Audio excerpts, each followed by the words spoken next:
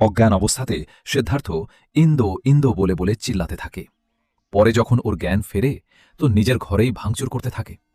এরপর আবার সেই ইন্দোর হস্টেলে গিয়ে গার্ডদের সাথে মারপিট করে আর ইন্দো ইন্দো বলে চিল্লাতে থাকে।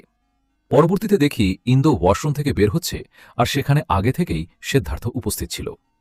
পরে সিদ্ধার্থ ইন্দোকে বাসায় যাওয়ার জন্য অনেক রিকোয়েস্ট করতে থাকে, বাট ইন্দো রেগে বলে, আমি তোমায় প্রথমেই বলেছি তোমার চেহারা আমাকে দেখাবা না।